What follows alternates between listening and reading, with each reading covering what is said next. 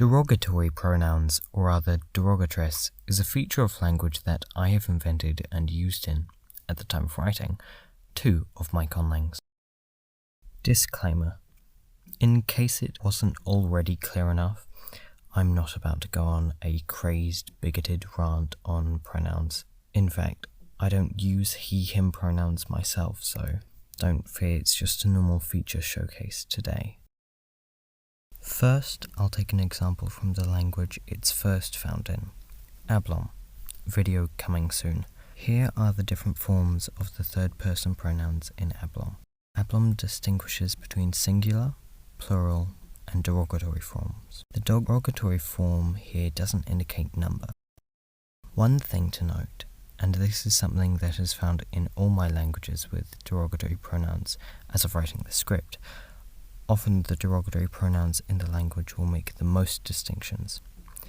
The non-derogatory third-person pronouns in Ablom don't distinguish between nominative and accusative and dative and ablative. But the second and first-person pronouns only don't make the distinction between the dative and ablative. Let's look at it in a sentence. Take the sentence, Meque fotem lilamek. They are meek. This is more of a statement, typically one of fact. Fata fotem lilamek. They are meek. This one uses a derogatory pronoun and can mean they are meek in a more insulting-esque way, as if the speaker is trash-talking or something like that. Note that verbs in Ablom only conjugate for number, and do not have a separate conjugation for derogatory forms, and number can be inferred from the verb. Pata velipit thatatip fato. I wish to throw them out a window, compared with pata velipit thatatip meque. Here we can see that the derogatory makes the nominative-accusative distinction, whereas the third-person singular does not.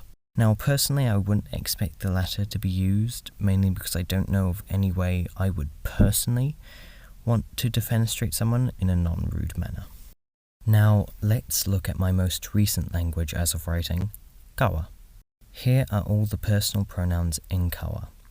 Here you can see that they only distinguish between plain and derogatory. Take the sentence, Deo ganque qui quamo, meaning you are a nerd, but as a statement of fact or in a light-hearted, more complimentary manner, but not a derogatory tone.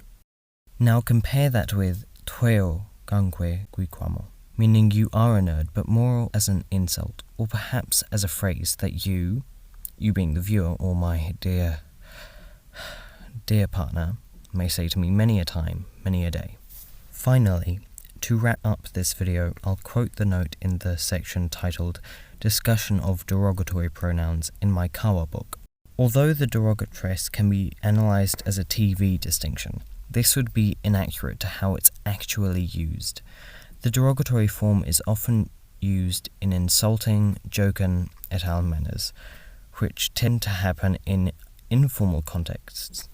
The plain forms of pronouns are still more likely to be used by speakers of Kawa in informal contexts.